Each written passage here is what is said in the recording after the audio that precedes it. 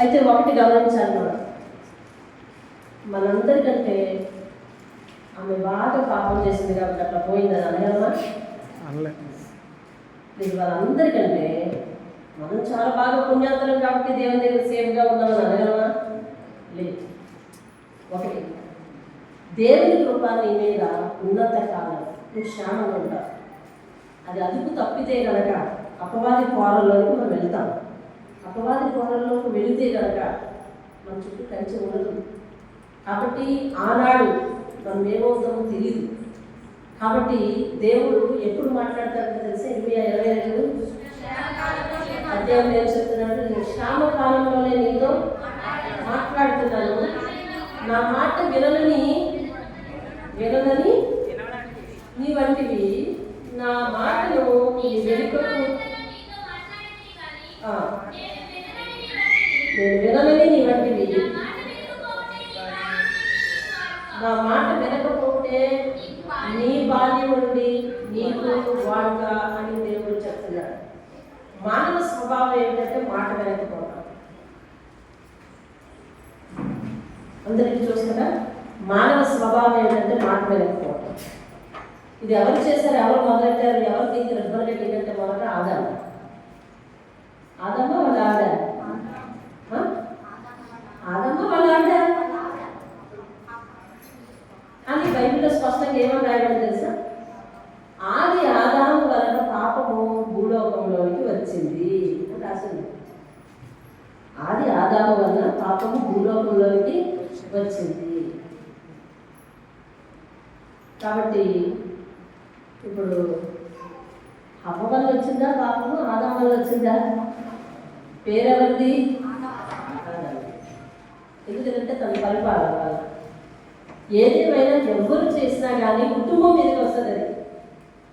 అది సత్యం, కుటుంబం మీదకి వస్తుంది. అవ్వ పేరు మెన్షన్ చేయడు ఎక్కడ, అసలు లేనిపోయిన ఊసులెట్టింది ఇవిడే, కానీ అవ్వ పేరు మెన్షన్ చేయడు.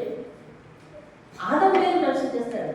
ఏ మనుషుల ద్వారా భూమి మీదకి పాపం వచ్చిందో అదే మనుషుల ద్వారా, అలాంటి మనిషి ద్వారానే భూమి మీద నుంచి పాపం పోవడానికి ప్రభువైన యేసుక్రీస్తు మానవునిగా ఈ లోకంలోకి వచ్చాడంట. దేవుని స్తోత్రం. కాబట్టి చాలా జాగ్రత్తగా ఉండవలసిన పరిస్థితులు ఉన్నాయి. భయము కలిగి దేవుని భక్తి కలిగి ఉండాల్సిన పరిస్థితులు ఉన్నాయి. దయచేసి ఈరోజు వర్తమానాన్ని ఎవరు అనాలోచితంగా తెలియదు. కాసేపట్లో రొట్టె తీసుకుంటాను నేను, కాసేపట్లో రొట్టె తీసుకుంటాను. మీ దగ్గర పిల్లలు ఉన్నా, మీ చుట్టూ పిల్లలు వాడు చేస్తున్నా, లేదు మధ్యలో ఎవరో వచ్చి పోతా ఉన్నా, మీ కను దృష్టి మాత్రం, మీ చెవులు, మీ మనసు మాత్రం దేవుని వాక్యమే ఉండాలి. దేవుని స్తోత్రం. హల్లెలూయా. విందాం. గత వారం దేవుడు ఏ మాటతో మాట్లాడాడు? దిద్దుబాటు నీకు అసహ్యము కదా. కీర్తనలు 50 అధ్యాయము 17వ వచనం. దిద్దుబాటు నీకు అసహ్యం కదా అంటే నీవు బుద్ధి చెబితే వినవు కదా అని అర్థం. అంతేనా? దేవుని మాట ఏంటంటే అర్థం, నీవు బుద్ధి చెబితే వినవు కదా, మాటలు లెక్క చేయవు కదా అని అర్థం. కాబట్టి మనం దేవుని మాటలు లెక్క చేయాలి. ఎందుకని? దేవుడు మనకు ఆయుష్నిచ్చేవాడు, ఆరోగ్యం దయచేవాడు, అన్ని విధముల అభివృద్ధిని కలిగించేవాడు దేవుడు. దేవుని స్తోత్రం. దేవుని మాట మనం ఎందుకు వినాలి అనే విషయానికి వస్తే దేవుని చేతిలో ఆయుష్ ఉంది. ఆది కాలంలో చెప్పాడు, ఆయన ఊదిన ఊపిరి వలన నరుడు ఏమయ్యాడు? జీవాత్మ అయ్యాడు. కాబట్టి ఊపిరి ఎవరి దాంట్లో ఉంది, ఎవరి కథలో వచ్చింది మనకి. మనందుకు దేవుని మాట వినాలి వద్దా? చెప్పాలి వినాలి. అందుకు దేవుని మాట వినాలి వద్దా? ఊపిరే కదా అన్నిటికీ ఎక్కేయాలకో. అర్థమైందండి? నేను అడిగినవన్నీ దేవుడు ఇచ్చేసాడు. ఊపిరి లేదు, ఏం లాభం? లేదు, ఊపిరి ఉంది, అభివృద్ధి ఉంది, ఆరోగ్యం లేదు, ఏం లాభం? కాబట్టి దేవుడు ముందుగా ఊపిరిచ్చేవాడు. కాబట్టి అందుకోసం దేవుడికి ఆధారపడాలి. మరి సమస్త విషయాల వరకు కావాల్సిన ప్రతి ఈవిని దేవుడు ఇస్తున్నాడో లేదో చూడండి. యాకోబు రాసిన పత్రిక 1వ అధ్యాయము 17వ వచనం చూడండి. శ్రేష్టమైన ప్రతి ఈవి సంపూర్ణమైన ప్రతి వరము శ్రేష్టమైనవి అంటే నాణ్యమైనవి. దేవుని వాటిని శ్రద్ధగా ఆలకించాలి. కుర్చీలో కూర్చున్నవారు, కింద కూర్చున్నవారు అండి అందరూ శ్రద్ధగా ఆలకించాలి. శ్రేష్టమైనవి అంటే నాణ్యమైనవి, నాణ్యమైన ప్రతి ఆశీర్వాదము. ఇంకా ఆ వరం కూడా ఎలాగంటే తెలుసా, సంపూర్ణంగా ఉంటుంది. ఏమాత్రం వరద లేకుండా, పొదుగు లేకుండా, ఇలా ఉంటే బాగుండు అనిపించకుండా సంపూర్ణమైన ప్రతి వరము కూడా ఎక్కడి నుంచి వస్తుందండి? ఎక్కడి నుంచి? దేవుడు ఈరోజు అనుభవిస్తున్న ప్రతిదీ కూడా దేవుని చేతిలో నుంచి మనకి ఇచ్చిందండి. హల్లెలూయా. పర సంబంధమైనదైన ఎక్కడి నుంచి వస్తుంది? జ్యోతిర్మయుడగు తండ్రి యొద్ద నుండి వచ్చును. దేవుని స్తోత్రం. ఒక నిమిషం కళ్ళు మూసుకుంది. ఈరోజు మేమేం కలిగి ఉన్నామో జ్ఞాపకం చేసుకో. ఆరోగ్యం, ఆయుష్, ఆరోగ్యం, ఇంట్లో ఏమేమి కలిగి ఉన్నాం, ఏమేమి నీకున్నాయి, కళ్ళు మూసుకొని ఆలోచించయ్యా. కళ్ళు తెచ్చుతావే, ఏమేమి కలిగి ఉన్నావు చూడు. నీ బిడ్డలు ఎందుకు వచ్చినారా, అది కలిగి ఉందంటే. నీ బిడ్డలు సజీవంగా ఉన్నారా, అది కలిగి ఉందంటే. వాళ్ళ ప్రయోజనం కదా, అది కలిగి ఉందంటే. ఇదివరకు లేనివన్నీ నీకు ఇచ్చాడా, అది కలిగి ఉందంటే. సమాజంలో గౌరవం ప్రచుతున్నావా, అది కలిగి ఉందంటే. ఆర్థిక భారాలు తగ్గుతున్నాయా, అది కలిగి ఉందంటే. ఇదివరకు ఉన్న పేడ బాధలే పోయినా, అది కలిగి ఉందంటే. రైట్. ఇవన్నీ ఎక్కడి నుండి వచ్చాయో తెలుసండి? పర సంబంధమైనవై జ్యోతిర్మయుడగు తండ్రి దగ్గర నుంచి వచ్చాయండి. హల్లెలూయా.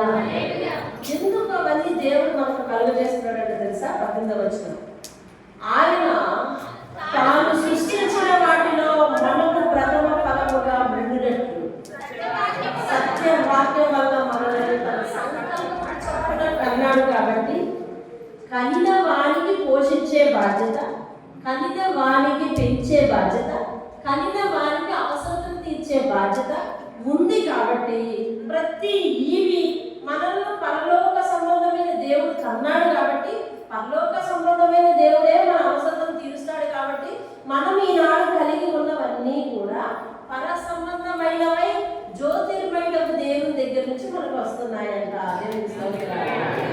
ఎక్కడి నుంచి వస్తున్నాయండి? నీకు ఉద్యోగం, ఆరోగ్యం ఎక్కడి నుంచి వచ్చినాయట? పర సంబంధమైన దేవుని దగ్గర నుంచి. ఈరోజు మన కలిగి ఉన్న ఎక్కడి నుంచి వచ్చినాయట? పర సంబంధమైన దేవుని దగ్గర నుంచి. అంటే ఊపిరి అయింది, ఇచ్చే రేషన్ అయింది, తలాంటినన్నీ అయింది. ఆయన మాట వినాలి వద్దా? చెప్పాలి. వినాలి వద్దా? వినాలి. మాట వినాలి, మాట ప్రకారం నడుచుకోవాలి. బైబిల్లో ఏ వాక్యం తీసుకో, దేవుడు చివరికి ఒకే కంక్లూషన్ ఇస్తాడు, ఈ వాక్యం వినాలి, అనుసరించాలి అంటే. పాటించకపోతే లాభం ఏమీ లేదు. ఒక వ్యక్తికి ఒక భయంకరమైన రోగం వచ్చింది, అది నయం కాదన్నారు. కానీ ఒక వైద్యం దగ్గరికి వెళ్ళాడు. అతను ఇదంతా నేను నయం చేస్తాను అన్నాడు. చక్కగా మందులు ఇచ్చాడు. ఈ మందులు వాడితే నీ గ్యారంటీగా క్యూర్ అయిపోద్ది, నయం అయిపోద్ది అని చెప్పాడు. కొంత పచ్చని చెప్పాడు. నువ్వు పలానా తినచ్చు, పలానా తినకూడదు, ఇలా చెయ్యాలి అని చెప్పాడు. ఇప్పుడు మంచి డాక్టర్ దొరికాడు కదా, దేవునికి స్తోత్రం చెప్పండి. ఇంతవరకు జబ్బు మందు దొరకగలుగుతాం, మందు దొరికింది, దేవునికి స్తోత్రం. అవునా? ఇప్పుడు అది ఇంటికి తెచ్చుకున్నాం. ఎంతమంది దొరకదనుకున్నాం, అది ఇంట్లోకే వచ్చింది, దేవునికి స్తోత్రం. ఇప్పుడు వాడాలో వద్దా చెప్పండి? నయం చేయాలో వద్దా? పత్యం చేయాలో వద్దా? పత్యం చేయను, మందులు సమయాన్ని చేసుకోను అని అంటే ఎవరు తప్పు పడతాం? ఇప్పుడు డాక్టర్నా? మందులనా? తప్పెవరిది? ఈ వేలు ఎక్కడ చూపించుకోవాలి ఈసారి?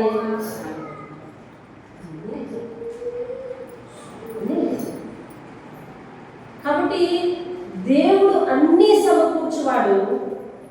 ఆయన మాట వినవలసిన బాధ్యత నీకుంది. ఆయన నడుచుకోవాలి, ఆయన మాట ప్రకారం నడుచుకోవాలి. అప్పుడు నీకు సమస్తమును ఆయన జరిగిస్తాడు. దేవుని స్తోత్రం. మాట వినను అన్నా, లేదా అలా నేను చేయలేను అన్నా నువ్వు ఎంతో కొంత కోల్పోతావు. మందులున్నాయి, పత్యం చెప్పాడు, ఈ రెండు బేరీజు వేసుకుని మనము అభివృద్ధి చెందాలే తప్ప క్షీణించుకోకూడదు. దేవునికి స్తోత్రం కాదు. వినండి, వాక్యం వినండి. అయితే దేవుడట సృష్టిలో మనల్ని ఎలా కన్నాడంటే తెలుసా? ప్రథమ ఫలంగా కన్నాడు. ఎలా కన్నాడు? ప్రథమ ఫలంగా. నిజానికి సృష్టింపబడిన మనము 6వ దినాన సృష్టింపబడ్డాం. ఎన్నో దినాన? 6వ దినం. అయితే 5 రోజుల సృష్టి ఎవరి కోసం అని చెప్పాడు దేవుడు? నీ కోసం. కాబట్టి ఇప్పుడు మనం ఏమయ్యాము? దేవునికి ప్రథమ. అంటే ఈ సృష్టి అంతటికి, సృష్టి కలగడానికి గల కారణం ఎవరు తెలుసా? ఎవరి కోసం దేవుడు చేశాడు? నా కోసం, మన కోసం దేవుడు చేశాడు. కాబట్టి మనము ఆయన విషయంలో ప్రథమ సంతానంగా ఉన్నాం. దేవుని స్తోత్రం. అయితే ఇప్పుడు ఏం చేయాలి? ఆయన వాక్యము ఏది వినపడుతుందో, ఏది కనపడుతుందో, ఏది చదువుతున్నామో, ఏది వింటున్నామో వాటిని తూచా తప్పకుండా పాటించాలి. పాటించకపోతే ఏమవుతాయి? మన జీవితంలో అకాల వర్షాలు లాంటి అకాల అపాయములు వస్తాయి. అకాల అపాయములు సంభవిస్తాయి. వాటికి రక్షణ కల్పించే సమర్థత ఎవరి దగ్గర ఉందంటే దేవుడి దగ్గరే ఉంది. ఆ అపాయం నుండి మనం దాయాల్సిన వాడు ఎవరంటే దేవుడే.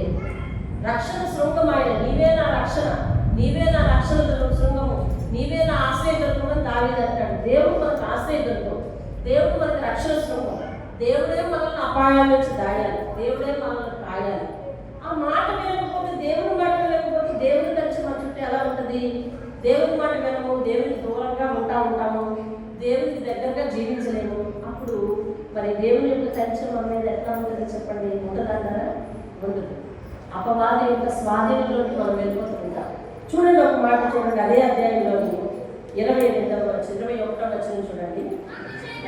చేత సమస్త కల్మషము, వెలువరీయుచున్న దుష్టత్వమును మానేసి లోపల నాటబడి ఆత్మలను రక్షించుటకు శక్తి గల వాక్యమును సాత్వికముతో అంగీకరించండి. ఇక్కడికి వచ్చి ఆశిస్తున్నట్టు సాత్వికంతో అంగీకరించాలంట దేవుని వాక్యం. ఎలా అంగీకరించాలి అంటే అర్థం ఏంటి తెలుసా?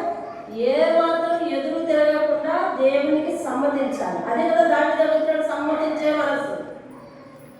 దేవుని వాక్యాన్ని ఏం చేయాలంట? సమ్మతించాలి. దేవుని స్తోత్రం. వినండి, అంత్య దినములు వచ్చేస్తున్నాయి, అపాయకరమైన కాలంలో వచ్చేస్తున్నాయి అని చెప్పి రాత్రి దేవుడు ఆత్మీయ అభివృద్ధి కొడుకులో మాట్లాడారు. ఆత్మీయ అభివృద్ధి కొడుకు మీలో కొంతమంది రారు అండి. దేవుని వాక్యం మీకు అవసరం లేదు అండి. మీలో ఎవరు వీలైతారంటే ఎవరు వీలు లేకుండా మానేసేది. దేవుని వాక్యం రాత్రి ఏమని హెచ్చరించింది అంటే, అంత్య దినములలో అపాయకరమైన కాలములు వచ్చుచున్నవి.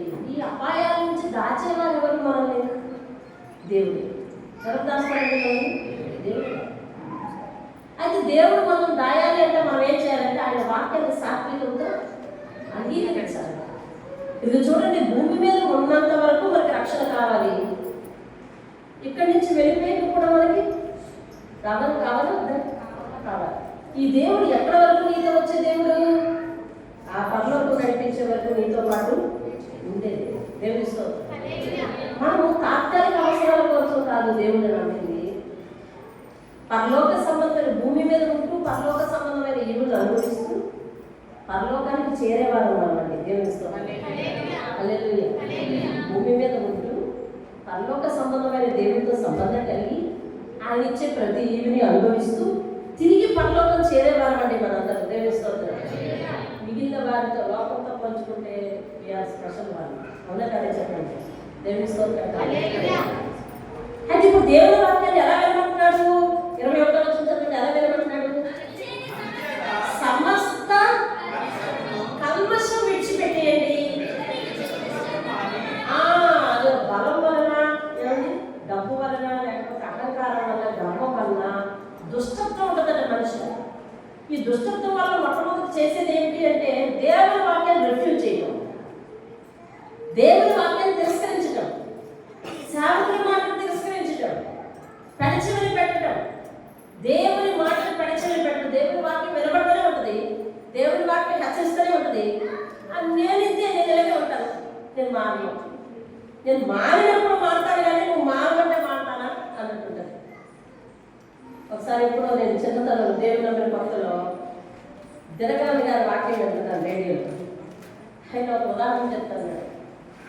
మీటింగ్లు పెట్టారంట. మీటింగ్లో చివరి రోజులో వింటున్నారా? చివరి రోజుల్లో అందరూ కూడా రేపటి నుండి సినిమాలు మానేయాలి, సిగరెట్లు మానేయాలి, మందు మానేయాలి, అలా మానతానన్న వారు దేవుని చేసి చూపించండి అన్నారంట. అంటే కొంతమంది ఎత్తారు, కొంతమంది ఎత్తలేదు. ఈయనకి తెలుసు చాలా మంది ఉన్నారని, అందుకని మళ్ళీ అన్నాడంట. దేవుని స్తోత్రం చెప్పండి. అందుకని మళ్ళీ అన్నాడంట, రేపటి నుండి దేవాలయం మానేస్తాను, నేను ఎన్నడూ కూడా జోలికి వెళ్ళను, ఎత్తమ్మా చేయొద్దండి, రేపటి నుంచి దేవుని సమర్పణ చేసుకుని ఉంటాను అని అంటే కొంతమంది ఎత్తారు. అమ్మయ్య అనుకుని సంబరపడిపోయి వెళ్ళిపోయాడు. మరుసటి రోజు ఎవరి వీధిలో నుంచో వెళ్తూ విశ్వాస ఇంటికి వెళ్తుంటే మళ్ళీ ఏమండి ఎవరో ఒక వ్యక్తి ఈయన చూసి తప్పని షార్ట్ అయిపోయాడంట. ఏదో వెలుపులా తిరిగినట్టుంది, ఎవరా అని చెప్పేసి చూస్తే మన విశ్వాసే. ఎక్కడున్నాడు? ఉండకూడని చోట్ల ఉన్నాడు. ఓహో అందుకే సిద్ధపడుతున్నాడు అని చెప్పి కాసేపు ఆయన బయటకు వచ్చేదాకా వెయిట్ చేసి తర్వాత ఎంత ట్రాక్స్ వస్తాడు ఈయన బయటికి వచ్చాడు. ఏమయ్యా నిన్నే కదా మీటింగ్స్ ముగిపోయాయి, నువ్వు చెయ్యను ఇక నుంచి అలా చెయ్యను అని చెయ్యత్తమంటే చెప్తావు కదా, ఇవాళ మళ్ళీ ఎందుకయ్యా మళ్ళీ ఎలా చేశావు అని అంటే ఆయన ఒక మాట చెప్పండి చక్కగా. మీరు కూడా వినండి స్పష్టంగా, ఎప్పుడైతే చెప్పడానికి బాగుంటుంది కాదు. నువ్వు చెయ్యి ఎత్తు అని మొత్తుకుంటే ఎత్తాను కానీ నేను ఎత్తానా అన్నాడు. అర్థమైందా? ఏమన్నాడమ్మా? చెయ్యి ఎత్తు అని మొత్తుకుంటే ఎత్తాను కానీ నాకు నేను ఎత్తానా? రైట్, ఇది కరెక్టే కదా. నోరు వస్తుంది అదే కదా. కాబట్టి దేవుడు చెప్పింది ఏమిటి అంటే మొదట దుష్టత్వం అనగా దేవుని మాటకు వ్యతిరేకత అనేది తీసేయాలి. అతని హృదయాల నుంచి దేవుని మాటకు వ్యతిరేకత అనేది తీసివేయాలి. ఎందుకని? దేవుడిని సరిచేయాలంటే దేని వల్ల సరిచేయాలంటే ఇప్పుడు దేవుడి వాక్యం వల్లే. అది ఎందుకంటే చూడండి సమస్త కల్మషములు విర్రవీగుచున్న దుష్టత్వమును మానిపెట్టి లోపల నాటబడి మీ ఆత్మలను రక్షించుటకు శక్తిగల వాక్యం అది. ఆ వాక్యానికి ఎలాంటి శక్తి ఉంది తెలుసా? మీ ఆత్మలను రక్షించే శక్తి ఉంది. దేని నుంచి రక్షించే శక్తి ఉంది? నరకము నుండి రక్షించే శక్తి ఉంది. భూమి మీద ఉంటుండగా అపాయం నుంచి రక్షించే శక్తి ఉంది. నువ్వు దేవుని మాట విని దేవుని మాట ప్రకారం వింటూ ఉంటే, నడుస్తూ ఉంటే దేవుడు నీ చుట్టూ తన హస్తాల కాపుదల, ఏ కాపుదల? హస్తాల కాపుదల. నీ రెండు చేతులతో నీ ముఖాన్ని దాచుకోలేవు, దాచుకుని ముఖాన్ని దాచలేవు. కానీ దేవుడు తన హస్తాలతో ఈ లోకాన్ని దాచగలడు. దేవుని స్తోత్రం. హల్లెలూయా. ఆయన హస్తాల కాపుదలలో నువ్వు భద్రపరచబడతావు, రక్షించబడతావు, కాపాడబడతావు, తప్పించబడతావు. అర్థమైందా? మనం తప్పించబడాలి, భూమి మీద ఉంటుంది. మనం రక్షించబడాలి, కాపాడబడాలి. ఏమండి? ఎన్నో అవసరం మనకు ఉన్నాయి. అన్నీ సమకూర్చు జ్యోతిర్మయుడకు దేవుడిని, ఆయన మాటని మనం పెడచెవిని పెట్టే వాళ్ళతో ఉండకూడదు. అందుకని ఇదిగో దేవుని వాక్యం తిరస్కరించేటటువంటి కల్మషం, దుష్టత్వం మీలో నుంచి తీసివేసి ఆత్మలను రక్షించుటకు మీ హృదయంలో నాటబడే వాక్యమును సాత్వికముతో అంగీకరించండి. ఎలా ఒప్పుకోవాలంటే వాక్యాన్ని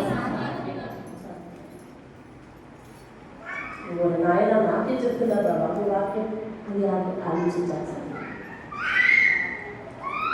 ఏంటంటే ఈ వాక్యము ఈ లోపల నాటబడాలి. నాటబడితే ఆత్మను రక్షిస్తుందట. దేవుని స్తోత్రం. హల్లెలూయా. మనలో అది నాటపడకపోతే, మన హృదయంలో దేవుని వాక్యం వెళ్ళకపోతే మన హృదయానికి రక్షణ లేదండి. రక్షణ లేదు. ఎవరో బలవంతంగా భక్తి చేస్తాననే పరిస్థితి వద్దు. అసలు ఆజ్ఞ కాబట్టి మందిరానికి వస్తాననే పరిస్థితి వద్దు. వారం నాడు కట్టుబడి దేవుడికి ఉండద్దు. నిరంతరం అపాయకరమైన కాలాల్లో మనం నిరంతరం కూడా భక్తి చేయాల్సిన పరిస్థితి ఉంది. సమయమందును అసమయమందును దేవుడికి ఖాళీ దొరికిన ప్రతిసారి కూడా ఫస్ట్ దేవుడిని వేడుకోవాల్సిన పరిస్థితి ఉంది. దేవుని స్తోత్రం. మీరే చెప్పండి, పూర్వకాలంలో మందులు వేసుకునేవారు అసలు? పూర్వకాలంలో మేమెక్కడ ఉన్నామంటే అంటారు పిల్లలు. మందులు వేసుకునేవారు అసలు? వేసుకునేవారు కాదు. ఇప్పుడు తెల్లవారు ముందే ఒక టాబ్లెట్, తెల్లవారు ఒక టాబ్లెట్, అన్నం తినకముందు ఒక టాబ్లెట్, అన్నం తిన్నాక ఒక టాబ్లెట్, ఆ తర్వాత 10 నిమిషాలు గ్యాప్ ఇచ్చి ఒక టాబ్లెట్, అక్కడి నుంచి 10 నిమిషాలు గ్యాప్ ఇచ్చి ఒక టాబ్లెట్, మధ్యాహ్నం వేసరికి ఒక టాబ్లెట్. ఇలాగ నిరంతరం కూడా ఒక్కొక్కరిని అడగండి, రోజుకి 8 తగ్గకుండా, ఏమండి 8 తగ్గకుండా 10కి మెచ్చకుండా మాత్రలు ఉంటున్నారు. తెలుసా ఎందుకు పరిస్థితి? తెలుసా, మనిషి నానాటికి దేవుని వాక్యానికి దూరంగా జరగడం మొదలెట్టాడు. దేవుని వాక్యానికి దూరంగా జరగడం, సత్యానికి దూరంగా జరగడం, మంచికి దూరంగా జరగడం మొదలెట్టాడు. అందుకని మనసులో ఏముందంటే దుష్టత్వం, కల్మషం, ఏమండి ఏవేవో చాలా రకాలు చెప్పాడు. రాత్రి 2 తిమోతి రాసిన పత్రిక 3వ అధ్యాయము 2వ వచనంలో ఉంటారు వాళ్ళందరూ. అటువంటి లక్షణాలన్నీ కూడా ఎవరిలోకి వచ్చాయంట? మనిషిలోకి వచ్చాయి. ఒకసారి చదివేద్దాం చూడండి. అదేదో పెద్ద లిస్ట్ అది. 2వ తిమోతి పేజీలో చెప్పు మాట కూడా చూస్తారు. 195 2వ తిమోతి 3వ అధ్యాయము 1వ వచనం. అంతే దినములలో అపాయకరమైన కాలములు వచ్చునని తెలుసుకొనుము. వినండి, దీని దైవిక లేదు. వినండి. ఎలాగనగా మనుషులు స్వార్థ ప్రియులు, ధనాపేక్షులు, బెక్కములాడవారు, అహంకారులు, దోషకులు, తల్లిదండ్రులు అవిధేయులు, కృతజ్ఞత లేనివారు, అపవిత్రులు, అనురాగరహితులు, అతిద్వేషులు, అపవాదకులు, అజితేంద్రియులు, క్రూరులు, సజ్జన ద్వేషులు, ద్రోహులు, మూర్ఖులు, వర్ణాలు, దేవుని కంటే సుఖానుభవం ఎక్కువగా ప్రేమించేవారు, కైకి భక్తి గల వారి వలె ఉండి దాని శక్తిని ఆశ్రయించిన వారు. ఇటువంటి లక్షణాలు కలిగిన మనుషులలో ఈ మనుషుల హృదయాలన్నీ ఇలా ఎందుకైపోయి అంటే వారు సత్యానికి దూరంగా, మంచికి దూరంగా, దేవునికి దూరంగా జీవిస్తూ ఉన్నారు. దేవుని స్తోత్రం. హల్లెలూయా. కాబట్టి లోకమంతా ఇలా నిండిపోతా ఉన్నప్పుడు దేవుడు భూమిని ప్రక్షాళన చేయాలని అనుకుంటే కనుక ఆ అంత్యదినం వచ్చేస్తుంది. ఏదది? రాకడ. ఏంటది? చెప్పండి, ఏంటది? రాకడ. నోవహు కాలంలో దేవుడు భూమిని ఏం చేయాలనుకున్నాడు? జలప్రలయంతో తుడిచిపెట్టాలని అనుకున్నాడు. ఎందుకని? ఏమైందంట? పాపము విచ్చలవిడి అయిపోయిందంట. కాబట్టి దేవుడు వాళ్ళు ఏం చేయాలనుకున్నాడు? తుడిచిపెట్టాలనుకున్నాడు. ఎంతమందిని తుడిచిపెట్టాలనుకున్నాడు చెప్పండి? ఎంతమందిని? భూమి అంతటిని, అందరినీ తుడిచిపెట్టాలనుకున్నాడు. అందరినీ తుడిచిపెట్టాలనుకున్నాడు. ఎవరు ఏ ఒక్కరు కూడా భూమి మీద నరులను చేసినందుకు ఆయన సంతాపపడ్డాడట. అర్థమైందండి? సంతాపపడ్డాడు. అప్పుడు ఏం జరిగిందో తెలుసా? ప్రళయం వచ్చింది. ఏం వచ్చిందండి? ప్రళయం. చెప్పండి, ఏమొచ్చింది? ప్రళయం వచ్చింది. ఈ ప్రళయం దేవుడు ముందుగా హెచ్చరిస్తూ ఉంటాడుగా ఏ ఒక్కరు కూడా వెళ్ళలేదు. జాగ్రత్తగా ఆలోచించింది. ఏ ఒక్కరు వెళ్ళలేదు. వెళ్ళకపోతే ఏమొచ్చింది తెలుసా? ప్రళయం వచ్చింది. ప్రళయం వచ్చేసింది. వస్తే మనుషులందరూ ఏమయ్యారండి? అందరూ చనిపోయారు. ప్రళయం. దేవుడి మాట బొత్తిగా వినకపోతే ప్రళయం వచ్చింది. యోనా కాలంలో ఒక గాలి తుఫాన్ వచ్చింది. వచ్చిందా? యోనా కాలంలో చదవండి. ఆ వాక్యం ఎక్కడ ఉంది? చదవండి. యోనా గ్రంథం 1వ అధ్యాయం 1వ అధ్యాయంలో ఉంటుంది. 4వ వచనము.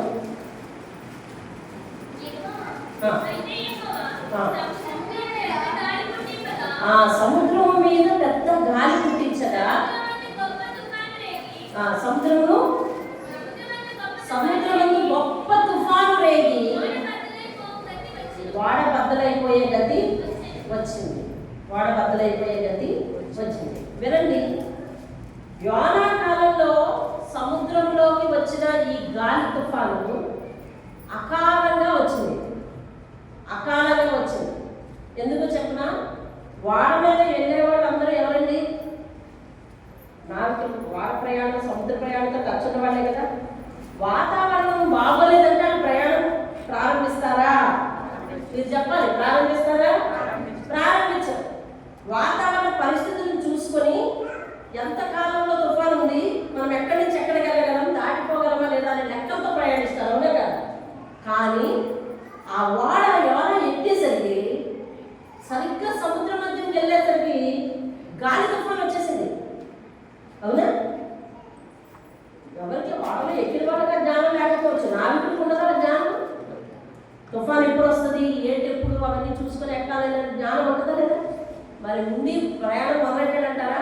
లేదు, అకాలంగా గాలి తుఫాను వచ్చింది. అర్థమైందా?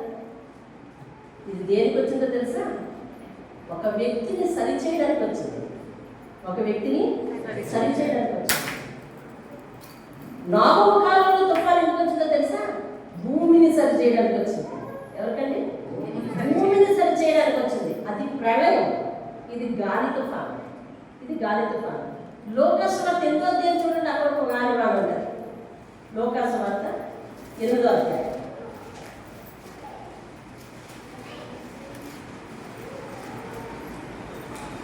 ఎనిమిదో అధ్యాయము 22వ వచనం చూడండి. 22వ వచనం.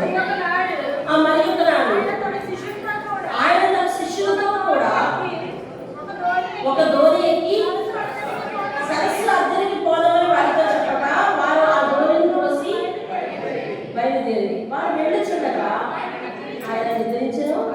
అంతలో గాలి వాన సరస్సు మీదకి వచ్చి దోణి నిండినందున వారు అపాయకరమైన స్థితిలో ఉండిరి కనుక ఆయన ఎదురుకు వచ్చి ప్రభువా నశించిపోతున్నామని చెప్పి ఆయనను లేపిరి. ఆయన లేచి గాలిని నీటి పొంగులు గర్తింపగానే అవి అణిగి నిర్మలమాయను. దేవుని స్తోత్రం కలుగుతాయి.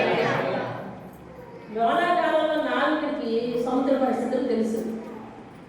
యేసయ్య కాలంలో ఇప్పుడు చదివిన ఈ లోక కాలంలో సకానికి సగం మంది యేసుక్రీస్తు శిష్యులందరూ జాలర్లే. సముద్రం యొక్క సెన్స్ వాళ్ళకి తెలుసు, ఎప్పుడు ఎలా ఉంటుంది, ఏంటి పరిస్థితులు అని తెలుసు. అయినా వాళ్ళు దూరం మీద ఎక్కి వెళ్ళారు. ఎందువల్ల వెళ్ళారు? వినిపిస్తుందన్నమాట. ఎందువల్ల వెళ్ళారు అంటే అప్పుడు గాలివాన వచ్చే పరిస్థితులు కానీ తుఫాను వచ్చే పరిస్థితులు కానీ లేవు. కాబట్టి ధీమాగా దోణి ఎక్కి వెళ్ళిపోవచ్చు అని చెప్పి వారు బయలుదేరి వెళ్ళారు. దేవుని స్తోత్రం. బయలుదేరి వెళ్ళారు. వెళ్తే అనుకోకుండా వచ్చింది తుఫాను. అర్థమవుతుందండి? ఇది కూడా అనుకోకుండా వచ్చింది. ఎలా వచ్చిందండి? అనుకోకుండా వచ్చింది. అపాయకరమైన స్థితిలో పడిపోయామని అర్థమైంది వారికి. వెంటనే యేసయ్యను లేపారు. ఆయన దాన్ని గద్దించింది. ఇది ఎందుకు వచ్చింది అకాలమైన తుఫాను తెలుసా? దేవుడు ఎల్లప్పుడూ కూడా మనతోనే ఉంటాడు, ఏ అపాయము మనకు సంభవించదని చెప్పడానికి వచ్చింది. దేవుని స్తోత్రం. శిష్యుల విశ్వాసాన్ని బలపరచడానికి వచ్చింది. తుఫానులు అనగా, ప్రళయాలు అనగా, ఏమిటి గాలివానలు అనగా మన జీవితంలో కష్టాల లాంటివి, శ్రమల లాంటివి. చిన్న చిన్న శ్రమలు గాలివానతో సమానం. కొన్ని చిన్న చిన్న శ్రమలు మన జీవితాల్లో ఎందుకు వస్తాయంటే మన విశ్వాసాన్ని బలపరచడానికి. తుఫానులు వస్తాయి ఎందుకు అని అంటే మనం సరిచేయడానికి. ప్రళయాలు వస్తాయి ఎందుకు అంటే తుడిచిపెట్టుకోవడానికి. అర్థమవుతుందండి? ప్రళయాలు వస్తాయి ఎందుకు అంటే తుడిచిపెట్టుకోవడానికి. మనం దేవుని మాట విని దేవునితో పాటు ఉండి దేవుని విషయంలో మనం సరి చేసుకోవడానికి సిద్ధంగా ఉంటే అపవాది ఏదైనా చిన్న చిన్న గాలి మన మీదకు పంపించినా దేవుడు ఏ విధమైన అపాయం రాకుండా మన పక్షంలో ఉండి మనల్ని రక్షిస్తాడు. దేవుని స్తోత్రం కలుగుతుంది. అంటే ఒక విశ్వాస జీవితంలో వచ్చేవి చిన్న చిన్న గాలివానలు లాంటివే. అర్థమైందండి? ఒకవేళ దేవుని వాక్యం నుండి కానీ మనం తప్పిపోతున్నామా, తుఫానుల్లో పడతాం. యోనా ఎందులో పడ్డాడు? తుఫాన్లో పడ్డాడు. గాలివాన పెద్దదా, తుఫాను పెద్దదా? తుఫాను పెద్దది. యోనా జీవితంలో ఏమొచ్చింది? తుఫాను వచ్చింది. తుఫానుతో దెబ్బగా, తుఫానుతో యోనా ఏమైపోయాడు తెలుసా? సెటరైట్ అయిపోయాడు, తిన్నగా వచ్చేసాడు.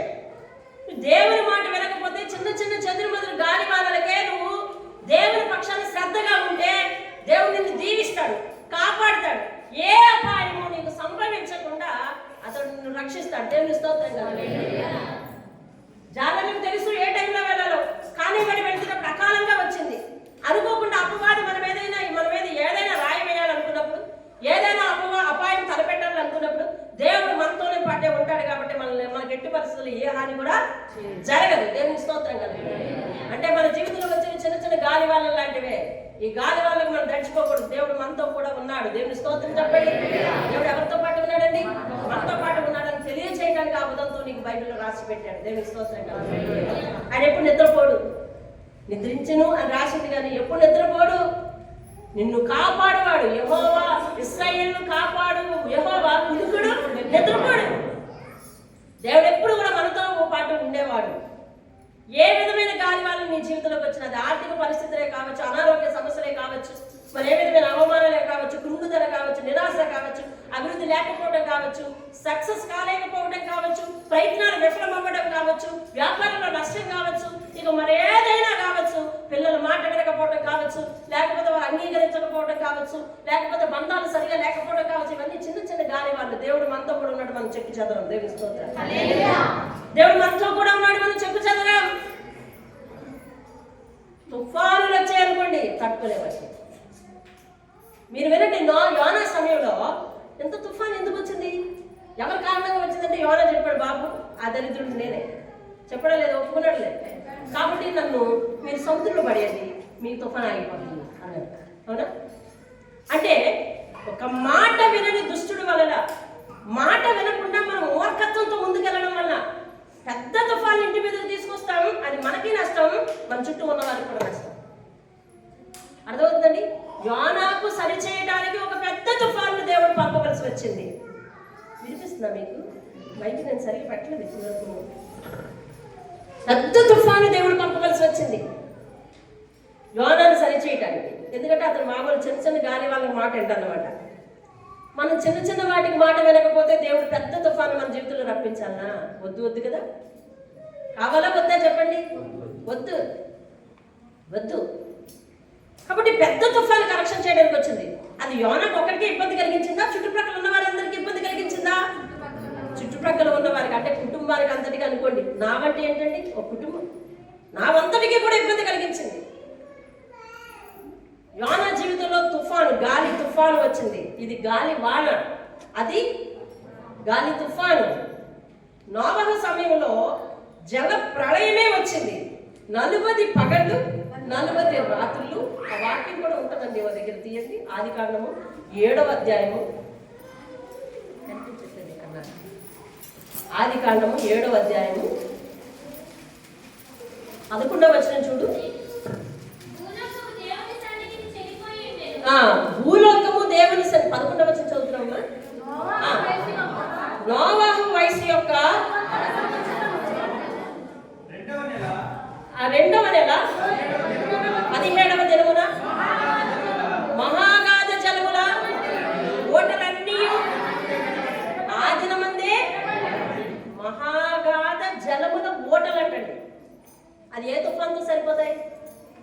అన్నిటికంటే ఎక్కువ కదా. మహా అగాధ జలముల ఓటలన్నీ ఆ దినమందే విడబడిను. ఆకాశపు తూములు, ఆకాశపు తూములు ఏమయ్యాయండి? చెప్పబడి. దాని కింద వాక్యం చదవండి ఒకసారి. 40 పగలును 40 రాత్రులను ప్రచండ వర్షము. చూసారా ఆ పదం, విన్నారా? ప్రచండ వర్షము, మహాగాధ జలములు, ఆకాశ తూములు, ప్రచండ వర్షము. ఈ పదాలు దేవుడు ఉపయోగించాడు. చూసారా? ఆ మహాగాధ జలములు, ఆకాశ తూములు, ప్రచండ వర్షము దేవుడు దేనికి ఉపయోగించాడో తెలుసా? భూమిని తుడుపు పెట్టడానికి ఉపయోగించాడు. దేనికండి? భూమిని తుడుపు పెట్టడానికి. యోనా కాలంలో గాలి తుఫాను దేనికి ఉపయోగించాడు దేవుడు? యోనాను కరెక్షన్ చేయడానికి, సరి చేయడానికి ఉపయోగించాడు.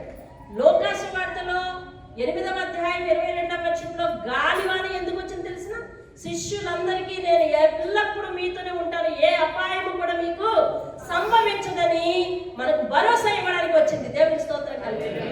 ఇప్పుడు ఈ అకాల వర్షాలు, కాలం కాక కురిసే వర్షాలు, దీనివల్ల మనకు ప్రమాదం లేకపోవచ్చు. అయినప్పటికీ కూడా అకాల వర్షాల వల్ల అనేక మంది ప్రణాళికలకు ఇబ్బంది, ఆలోచనలకు ఇబ్బంది, లేకపోతే పనులకు ఇబ్బంది, ఏమండి ప్రయాణాలకు ఇబ్బంది, అన్నిటికీ ఇబ్బంది.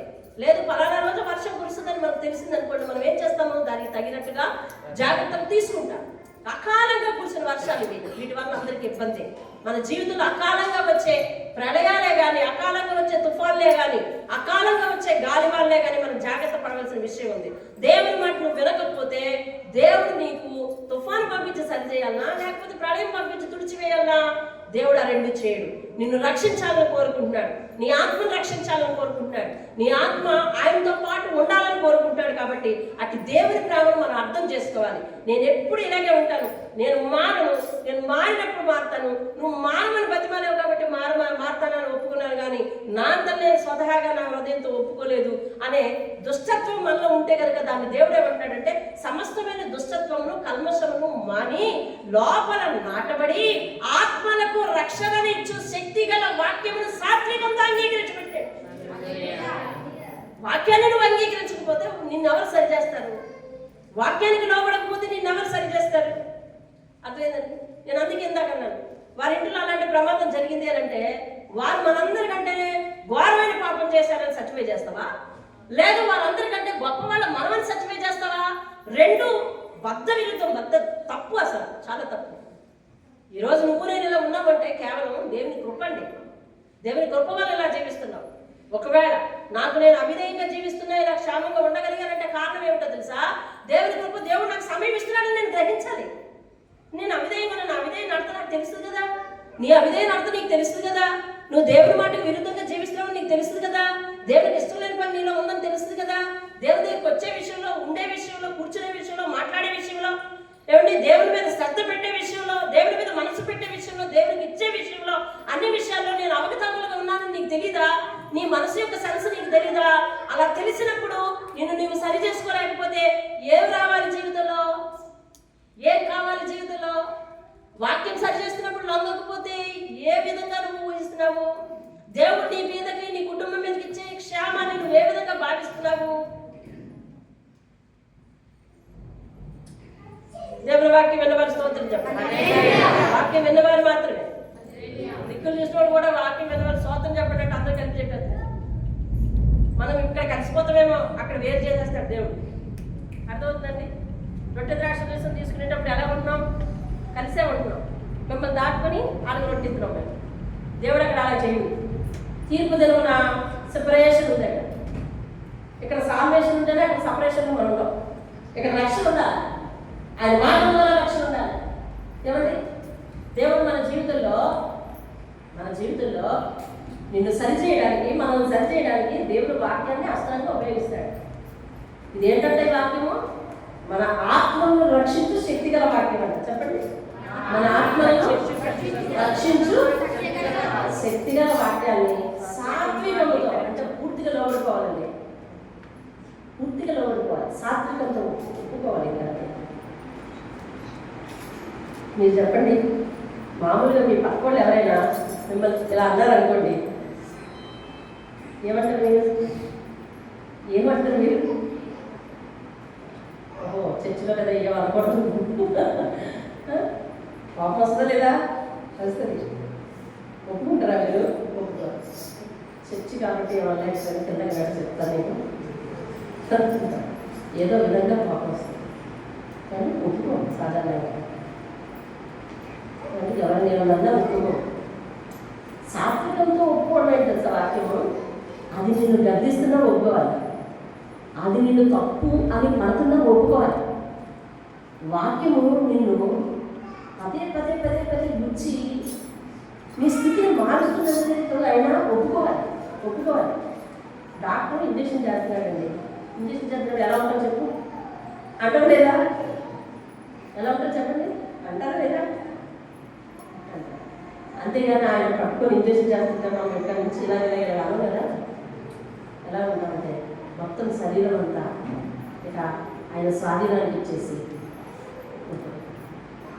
ఎంత నెమ్మదో అసలు పాపం అది సూచి చూపించినా కూడా మనం అతను ఏమన్నా ఇదేమను మన దివ్య చిన్నప్పుడు దానికి ఏదో వైద్యం చేయడానికి తీసుకెళ్తే డాక్టర్ తీసింది చిన్న వయసులో. అంటే డాక్టర్ చర్మం కోసేస్తే కాలు కాలిపోయింది, చర్మం కోసి అవన్నీ చేశారు, డాక్టర్ తీసింది అండి. తెలియని వయసు చిన్నప్పుడు ఫస్ట్ స్టార్టింగ్లో మన ఏంటో స్టార్టింగ్. అలాగా ఇప్పుడు డాక్టర్ మేలు చేస్తారని మనకు తెలుసు కాబట్టి మనం ఏం చేస్తామంటే ఇంకో ఇంజక్షన్ ఉందంటాడు, ఈ ఇంజక్షన్ అయిపోయాక ఇంకో ఇంజక్షన్ ఉందంటాడు. మనసులో అనుకోండి సరే చేయండి అదే ఇంకో ఇంజక్షన్ చేసి మక్కకి చేయాలంటాడు. అంటే ఓపిక నుంచి ఓపిక వచ్చేది నేను వచ్చావా? అవునా? ఫస్ట్ ఇంజక్షన్ చిన్న ఓపిక, రెండో ఇంజక్షన్ ఉందనేసరికి మళ్ళీ ఓపిక, మూడో ఇంజక్షన్ మక్క చేయాలనేసరికి ఇంకా ఓపిక. అప్పటికి ఎంత సాధ్యమో దేవుని వాక్యం నిన్ను గర్తిస్తున్నప్పుడు, నేను సరి చేస్తున్నప్పుడు వీక్గా మాట్లాడంతే దేవుడు. ఒప్పుకొని ఏం చేయాలని తెలుసా? అంగీకరించాలి. అది అంగీకరించు.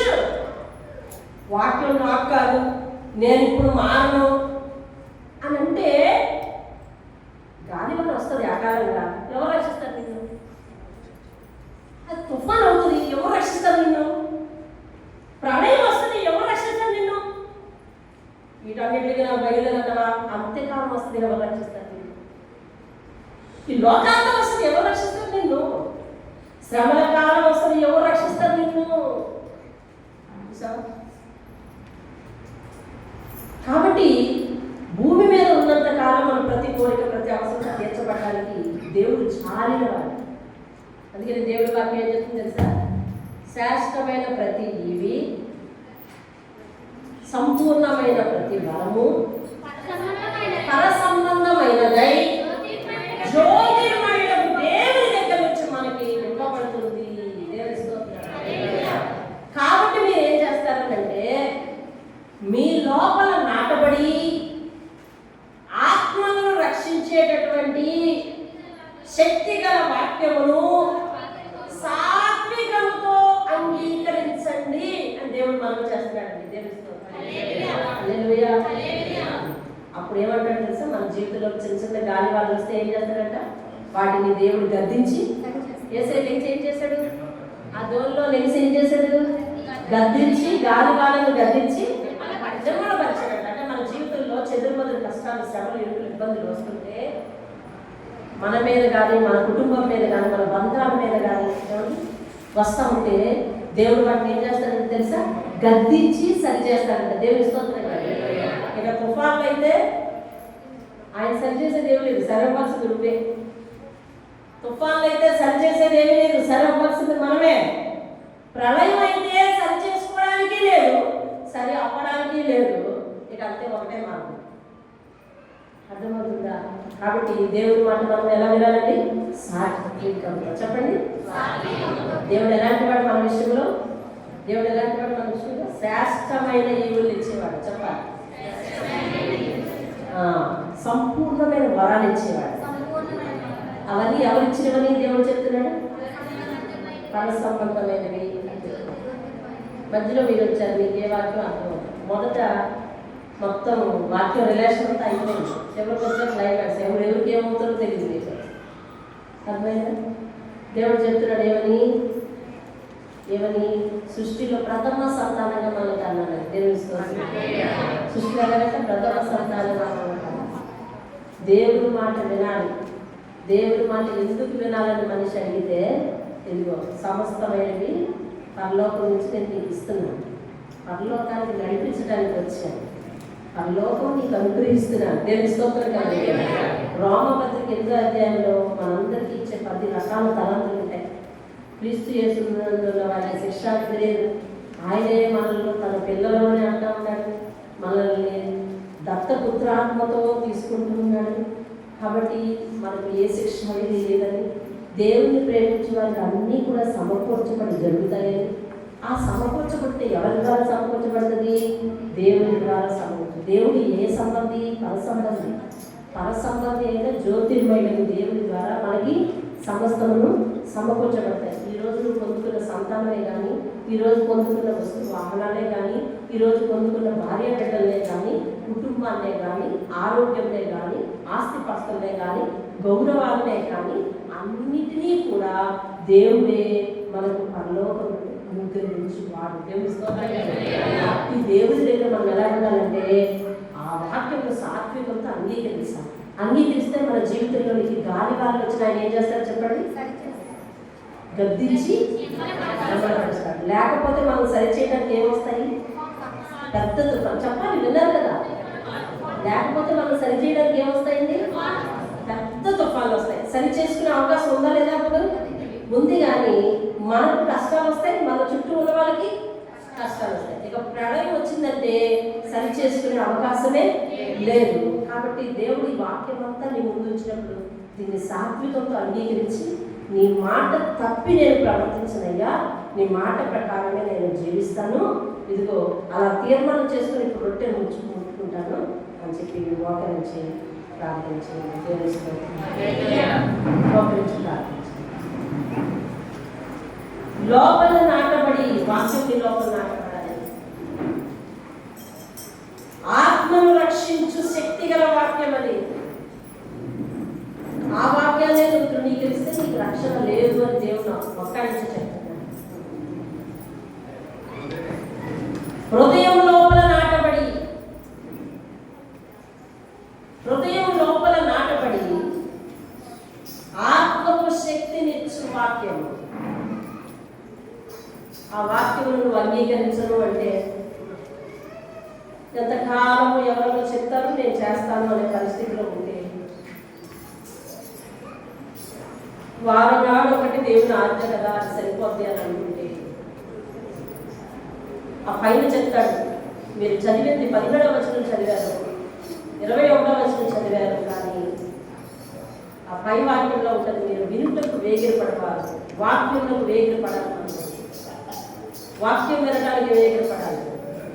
దేవుడు మీరు దీవించి ఏవేవో పనులు పెట్టినా కానీ దేవునికి సమయంలో పదవులు తెచ్చేసి, అంటే ఆయన సమయాన్ని ఆయన కేటాయించి ఈ పనిని ప్లాన్ చేసుకోవాలి.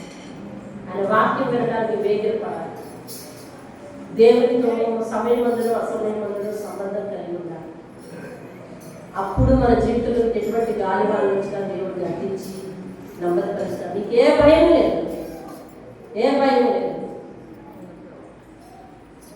నిన్ను రక్షించువాడు నీతో పాటు ఉండేవాడు, నిన్ను కాపాడేవాడు ఎన్నడూ కూడా కొనుకగా నిద్రపోక ఉండేవాడు, నేను రాకపోకలందు తన దూతను కావలి నుంచి నిన్ను రక్షించేవాడు, ఏ అపాయం నీ గుడాలను సమీపించకుండా మరి తను కాపుదల ఇచ్చేవాడు, నీ పాదములకు రాయి తగలకుండా మరి దూతలను ఎత్తుకోమని ఆజ్ఞాపించేవాడు, నిన్ను శ్రమలలో నుంచి అపాయాల నుంచి తప్పించేవాడు, దీర్ఘాయువు దయచేసేవాడు, అతని రక్షణ నీకు చూపించేవాడు, మరి అందరిలో నేను నిలబెట్టి దీవించేవాడు.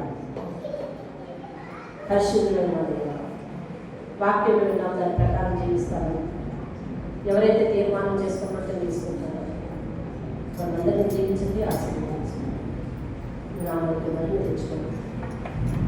ఎవరు కూడా ప్రభు నీ వాక్యం నడిచేది కదా, వారి హృదయంలో నుంచి దేవుడి వాక్యానికి వ్యతిరేకంగా ఉండే ప్రతి లక్షణాన్ని తీసివేసి ఆత్మను రక్షించు వాక్యంలో శక్తిగల వాక్యము సాత్వికంతో అంగీకరించడానికి సహాయం చేయండి. అట్టి మనసు వారికి ఇచ్చి నీ శరీరంతో నీ రక్తంతో వారితో పాలుపొక్కడం నీలో పాలుపొక్కడం పొంది జీవించడానికి పరిశుద్ధమైన జీవితం కలిగి భూములు ఏసై యొక్క అతి శ్రేష్టమైన నామమున బ్రతిమాలను రొట్టె వారి దగ్గరికి వస్తుండగా వారిలో ప్రత్యక్షంగా క్షమాపణ, ప్రత్యక్షంగా పశ్చాత్తాపం దయచేయండి. నా జీవితంలో అకాల పరిస్థితులు ఎందుకు చోటు చేసుకుంటాయి, వాటిని బట్టి మేము ఏ రీతిగా సర్దుకోవాలి, ఎలా ఉండాలి అని మమ్మల్ని మేము సరిచేసుకోవడానికి సహాయం చేయండి. చెడుమూరు గాలివాడలు మాకు ఏ అపాయం కలగకుండా నువ్వు మాతో పాటు ఉంది వాటిని నివృత్తి చేస్తానంటున్నాం. ఏ పెద్ద గాలి తుఫాను వంటి పరిస్థితి మేము తెచ్చుకోకుండా అయ్యా సహాయం అనుగ్రహించి, అలాగే భౌతిక పరిస్థితులు కూడా వాతావరణ పరిస్థితులు కూడా బాగలేదు నాయన. పునరుద్ధాన దినం రోజు ప్రభు చర్చలకు వెళ్ళే వాళ్ళకి ఆటంకంగా గాలివాడ ఉంది. ఇంకా దయచేసి ఏ మందిరంలో ఆదివారం ఆర్జన ఎవ్వరూ మీరుకోకుండా దయచేసి నాకు వెసులుబాటు కలిగించడం ప్రార్థన చేస్తున్నాను. మీ నామాన్ని తెచ్చుకోండి. సేవకురాలు ప్రభా బండి మీద వెళ్ళి రావడానికి గొప్ప చూపించాను. జరగాల్సిన ప్రతి కార్యాన్ని జరిగించి మీరే పట్టుకోవాలి. యేసునామం అడిగి వెళ్ళుకున్నాను తండ్రి. ఆమె వ్యక్తిగతంగా మీరు ప్రార్థన చేసుకోండి. రొట్టె మీ దగ్గరకు వచ్చేస్తుంది. రొట్టె మీద ఎవరికి అర్థమైపోయినా వెంటనే అడగండి. వ్యక్తిగతంగా ప్రార్థన చేసుకోండి. విన్న వాక్యాన్ని తలపోసుకోండి. వాక్యం సాత్వికంగా అంతా అంగీకరించే మనసు నీకు ఉందా?